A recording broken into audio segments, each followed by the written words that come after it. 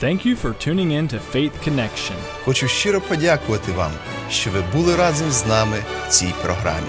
Obrigado por estar conosco na Conexão da Fé, onde nós estamos ajudando vocês a conectar com Deus. Grande prazer poder mais uma vez compartilhar das Escrituras algo que Deus tem colocado no meu coração. Eu sou o pastor Brian da Igreja Batista Compaixão e hoje eu quero conversar um pouco sobre um assunto que é muito querido ao coração, eu creio, de Deus, pois nos ajuda a ter um relacionamento muito mais íntimo com Ele do que nós geralmente temos. Claro, a palavra de Deus nos ensina que nós devemos estar sempre orando. E nós podemos ver isso nas Escrituras, em Lucas capítulo 18, e versículo 1, nós vemos: e contou-lhes também uma parábola sobre o dever de orar sempre e nunca desfalecer. Então aqui nós vemos Jesus Cristo já, essa não é a única parábola que ele fala sobre oração, mas Jesus Cristo começa e fala sobre a oração. Esse foi um dos assuntos, ou o único assunto que nós vemos na Escritura, que os discípulos pediram para Jesus Cristo os ensinar. É claro, Cristo ensinou a eles muitas coisas, mas os discípulos nunca pediram para Cristo os ensinar a ensinar, ou os ensinar a pregar. Mas nós vemos que os discípulos pediram a Cristo para os ensinar a orar. E é uma disciplina nas nossas vidas que muitas vezes nós temos dificuldade de incorporar, nós temos dificuldade de melhorar ela nas nossas vidas. Eu creio que Satanás não quer, obviamente, que nós tenhamos um relacionamento com Deus íntimo. E para ter um relacionamento íntimo com qualquer pessoa, a comunicação é crucial. Então, a oração é uma daquelas coisas que Satanás ataca nas nossas vidas e tantas vezes ele coloca outros pensamentos nas nossas mentes enquanto nós estamos tentando orar. Mas hoje eu quero não somente falar sobre a oração, na realidade hoje eu quero falar sobre os 4 parceiros da oração. A oração em si é importante, mas eu creio que nós podemos ter outras ferramentas para atacar na nossa batalha espiritual contra Satanás. A oração é principal, a oração é fortíssima, a oração é crucial para nós podermos ter vitória contra Satanás, para nós podermos ter um relacionamento com Deus. E hoje eu quero que nós vejamos 4 parceiros da oração. O primeiro parceiro que eu quero que nós notamos é aqui em Mateus 17, 21. Mas essa casta de demônios não se expulsa senão pela oração e pelo jejum. Então aqui nós vemos que os discípulos vieram a Jesus Cristo e aqui eles estão perguntando, estão pedindo a Deus ou Jesus por que é que eles não conseguiram expulsar esse demônio.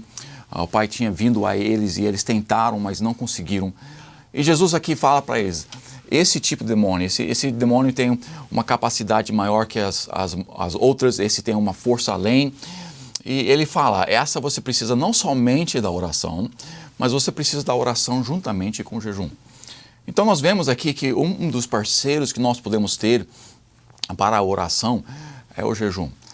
Quando nós encontramos uma situação além do normal, quando nós encontramos uma dificuldade além do que nós geralmente enfrentamos, nós devemos lembrar que às vezes a oração em si não é forte o suficiente para passar de certos demônios, para passar de certas dificuldades nas nossas vidas.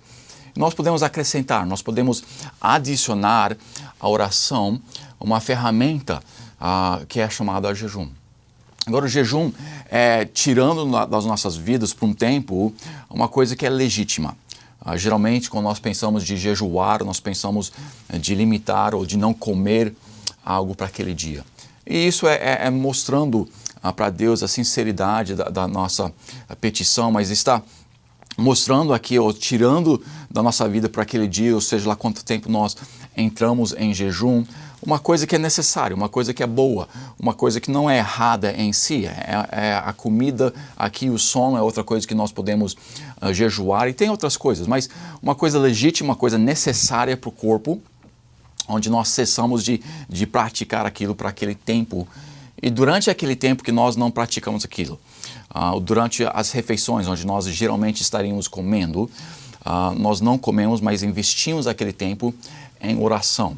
Então, o jejum com a oração é um tempo acrescentado de oração, então não estamos orando além e a mais do que normal, porque nós estamos orando no nosso tempo normal, as petições normais, e também durante aqueles tempos que nós estamos tirando, seja a comida, seja o sono, nós estamos usando aquele tempo para jejuar. Então, nós usamos as refeições, aquele tempo, não fazemos outra coisa. Nos sentamos ali com a família para conversar enquanto que eles estão comendo, nós não assistimos a televisão, mas nós investimos aquele tempo, aquele período de tempo que geralmente estaria dando a necessidade para o corpo, para dar a ênfase maior para a oração. Então, o jejum é uma ferramenta que mostra sinceridade para Deus, que mostra que nós queremos que Ele realmente age nessas circunstâncias.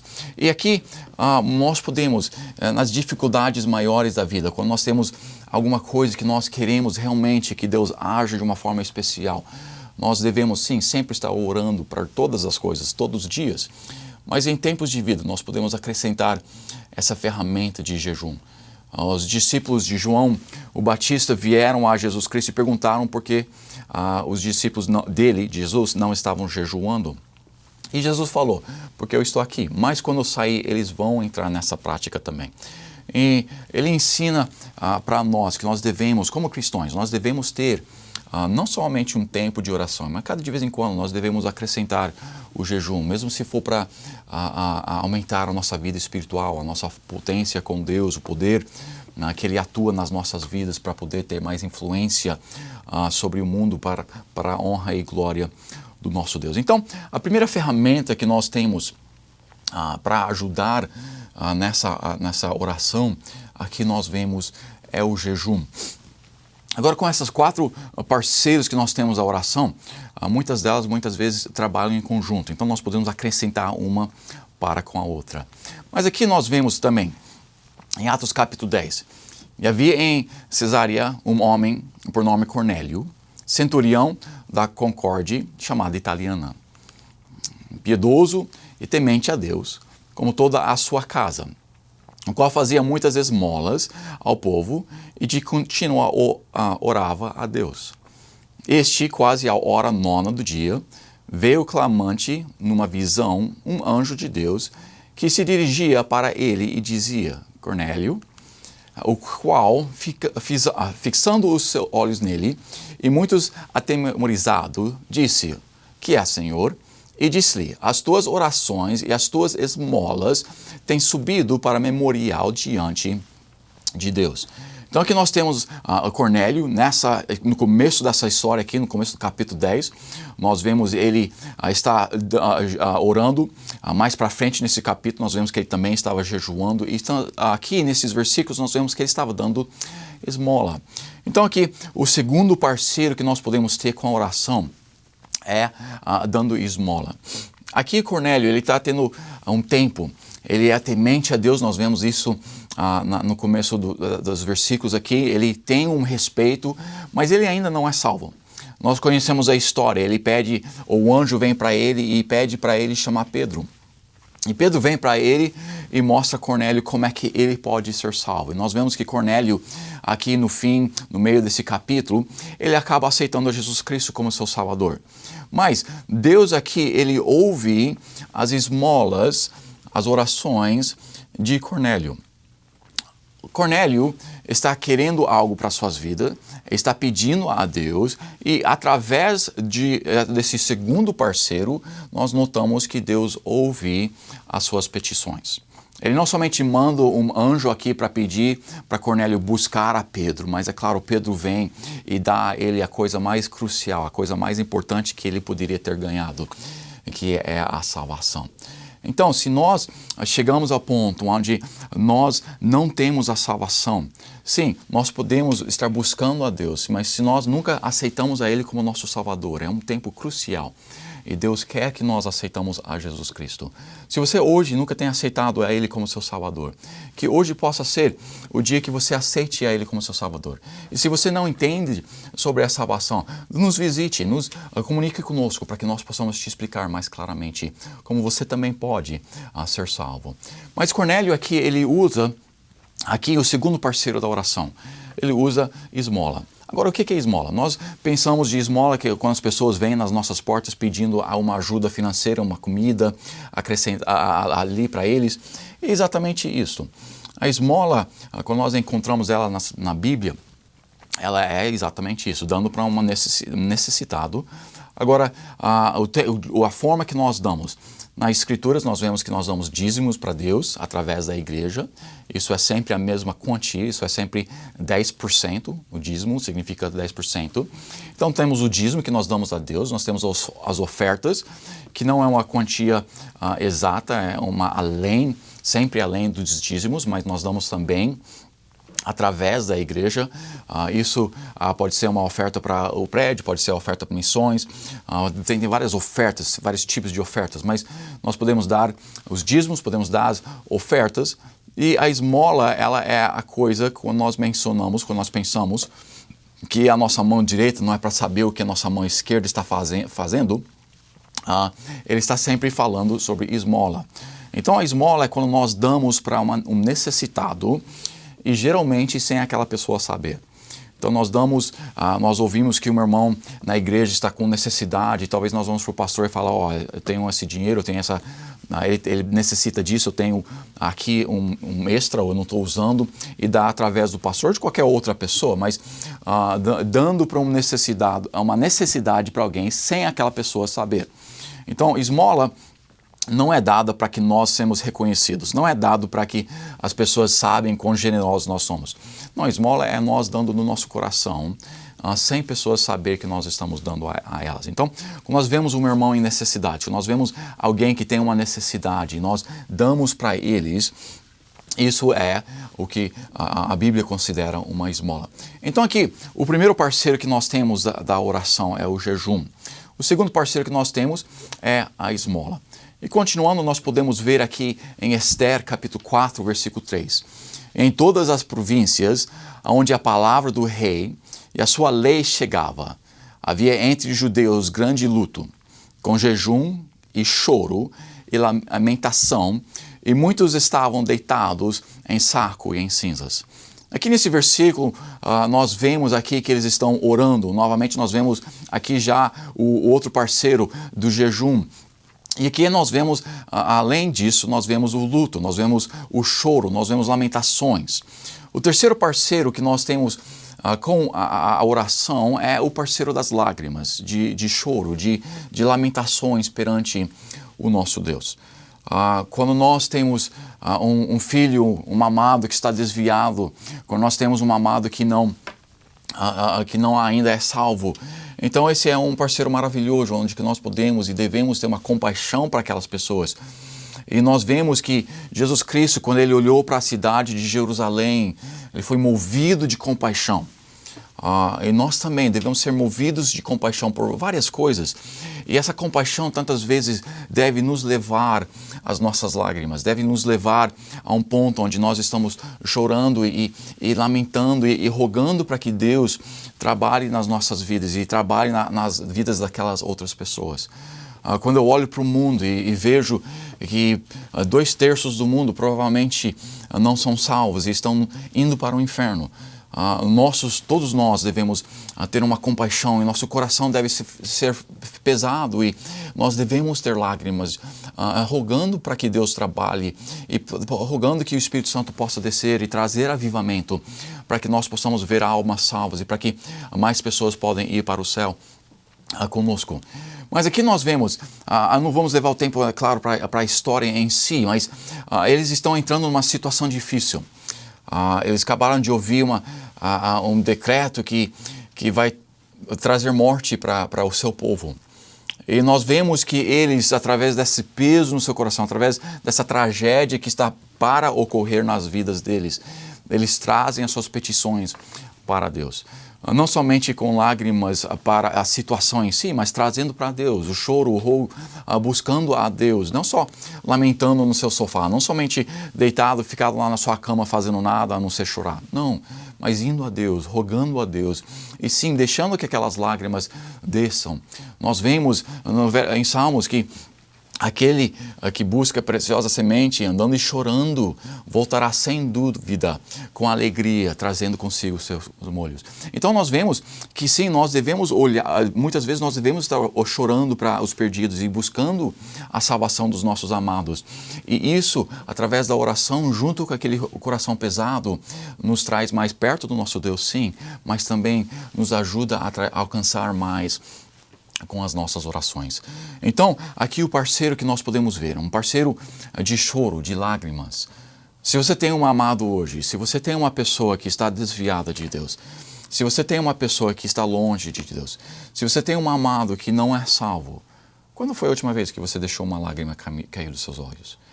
Quando foi a última vez que o seu coração estava tão pesado, não para as suas circunstâncias, mas para as circunstâncias dos seus amados, e você deixou as lágrimas cair perante o seu Deus e rogou para a vida deles perante Deus?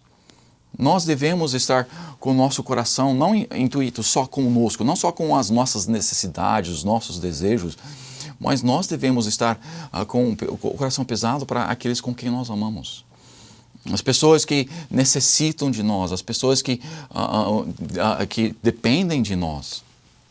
Eu lembro de uma história que eu ouvi de uma mãe que tinha um filho que tinha desviado, um filho que estava longe de Deus. E ele saía toda noite, ia para os bailes e festejava e bebia e fazia todo um monte de coisas que o mundo oferecia. E ela ia para o seu quarto do seu filho e muitas noites, quando ele estava fora, quando ele estava festejando e nas festas e tudo, ela entrava no quarto dele e orava, rogava para que Deus trouxesse ele de volta para Deus. E muitas vezes ela pegava alguma coisa do filho, um sapato, uma roupa, alguma coisa que simplesmente para poder tocar e pensar no seu filho enquanto que ela estava orando por ele. Uma noite, o seu filho voltou a umas 2 horas da madrugada, eu creio que a história fala, e ou ele entrou no seu quarto, ou ele ia voltar para sair, ele simplesmente voltou para trocar de roupa. Ele trocou a roupa e estava trocando o seu sapato. E quando ele colocou o seu sapato, o sapato estava molhado. E com aquilo ele ficou irritado e sabia que ele não tinha lavado o seu sapato recentemente, então ele entrou no quarto da sua mãe gritando. E quando ele viu a sua mãe, ele olhou nos olhos dela, e os olhos dela estavam cheios de vermelhos e estava com as marcas daquelas lágrimas que estavam descendo o seu rosto, porque ela tinha orado, segurando os sapatos do seu filho, com aquelas lágrimas caindo dentro dos sapatos. Naquela noite, se eu me lembro corretamente, ele saiu daquele quarto e saiu com raiva dela. Mas aquele simbolismo, que ele viu aquilo, quando ele viu que a sua mãe estava orando para ele, que a sua mãe estava chorando para ele, ele começou a pensar sobre aquilo e o Espírito Santo usou aquelas lágrimas nos seus sapatos para o trazer de volta para Cristo. Quando nós temos um amado que está desviado, nós temos um amado que ainda não é salvo, infelizmente, tantas vezes nós vamos no nosso dia a dia e nós nem pensamos naquele amado. Nós nem pensamos naquele filho que está desviado, nós nem pensamos de orar por ele, muito menos de chorar por ele. E que essa mãe, por causa das lágrimas que ela deixou cair naquele sapato, por causa daquele sapato molhado ali, aquele filho voltou para Cristo. As nossas lágrimas têm um poder aqui na terra, mas também têm um poder para com Deus. As nossas lágrimas, quando nós estamos orando e rogando que Deus trabalhe em as nossas vidas, trabalhe nas vidas dos nossos amados, as nossas lágrimas têm efeito enorme para com Deus. Então nós vemos aqui que se nós vamos ter uma vida que é com uma vida de oração, ela vai ter um tempo, sim, que nós oramos, devemos estar orando diariamente. E tem certos tempos onde nós podemos e devemos acrescentar a ela o jejum. Tem outros tempos que nós devemos estar acrescentando as esmolas para as nossas orações, porque ela nos ajuda também perante o nosso Deus. O terceiro parceiro que nós vemos aqui é o parceiro da esmola. Nós damos para os necessitados, sem eles saberem necessariamente que nós estamos dando. Deus vê e Deus ouve essas orações. Aqui em Neemias, capítulo 1, versículo 4, nós também vemos: E sucedeu que, ouvindo eu essas palavras, Assentei-me e chorei. Novamente aqui nós vemos um dos parceiros. E chorei e lamentei por alguns dias. Estive jejuando e orando perante o Deus dos céus. Então aqui nesse versículo, capítulo 1 de Neemias, versículo 4, nós já vemos aqui que Neemias já está colocando todos essas juntamente. Ele está orando aqui nesse versículo, ele está chorando aqui nesse versículo, ele está jejuando aqui nesse versículo. Então ele está colocando vários dos parceiros da oração junto para trazer as suas petições perante o seu Deus. Versículo 5, ele disse: ai, Senhor Deus dos céus, Deus grande e terrível, que guarda a aliança e a benignidade para com aqueles que o amam e guardam os seus mandamentos. Estejam, pois, atentos os teus ouvidos e os teus olhos abertos para ouvirdes a oração de teu servo, que eu hoje faço perante ti, dia e noite. Note, ele não está somente orando um pouquinho aqui e ali, mas ele está com fervor nas suas orações. Lembre que a oração de um justo, ela tem grande trabalho para o coração de Deus, mas quando nós levamos e levamos e levamos, não repetindo frases em si necessariamente, mas rogando ao nosso Deus, trazendo as orações dia e noite aqui, pelos filhos de Israel, teus servos, e faço note aqui, confissão pelos pecados dos filhos de Israel, que temos cometido contra ti. Também eu e a casa de meu pai temos pecado. Então aqui Neemias, ele está vindo perante o seu Deus, ele no capítulo 1, antes do versículo 4, ele pergunta sobre Israel e como é que Jerusalém ali está. Ele está em cativeiro ainda e não tem visto a cidade como ela está aí. E aí ele recebe a notícia que as paredes estão ainda queimadas e os portões estão derrubados e que tudo está ainda sem construção correta, sem uma reforma que ela deveria ter tida depois da batalha já muito tempo atrás. E o coração de Neemias está quebrantado. Neemias vem aqui perante o seu Deus e ele ora para o seu Deus e ele jejua também para o seu Deus e ele chora aqui para o seu Deus. Mas aqui note que ele traz petições, ele traz confissão de pecado dos seus amados, dos filhos de Israel. Agora, essa oração que ele está trazendo, a confissão dos pecados do povo de Deus para Deus, os pecados que ele está trazendo perante o seu Deus ocorreram mais do que 160 anos atrás. O povo de Deus está escravizado por causa daqueles pecados e Neemias aqui está trazendo essas petições perante o seu Deus. Nós também vemos Daniel fazendo a mesma coisa, nós também vemos outras pessoas trazendo o povo de Deus, não somente o seu próprio pecado perante Deus, mas trazendo as petições, ou trazendo o seu povo, a sua nação perante o seu Deus e rogando que Deus os perdoe dos seus pecados. Basicamente pedindo e rogando que Deus traga avivamento. Aqui, o quarto parceiro que nós podemos ter é com a oração. O primeiro é o jejum. O segundo é as nossas lágrimas. O terceiro é dando esmolas. E o quarto aqui nós vemos é que nós podemos estar pedindo perdão dos pecados, não nossos. Sim, sempre devemos estar pedindo perdão pelos nossos pecados. Mas além disso, devemos além disso e pedir perdão pelos pecados da nossa nação. Não que Deus vai perdoar os pecados individualmente de cada um deles porque nós pedimos. Não, um individual precisa pedir perdão por seus próprios pecados. Eu não posso pedir perdão para uma pessoa para que eles sejam salvos. Isso não é a forma que funciona. Mas quando nós estamos pedindo para avivamento, nós pedimos que Deus trabalhe nos corações dele.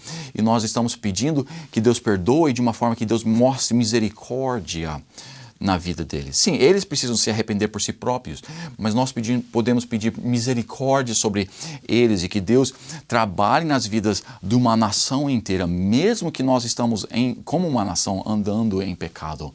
Então aqui nós podemos trazer perante o nosso Deus a petição de uma nação inteira. Nós podemos ter um coração onde que nós queremos ter avivamento, não somente na nossa própria vida, não somente nas nossas próprias famílias, não somente nas nossas próprias igrejas, mas nós podemos querer avivamento para uma nação inteira. E nós vemos aqui em Neemias, Neemias pedindo a Deus para que ele traga avivamento para uma nação inteira. Neemias quer que Deus trabalhe naquela nação.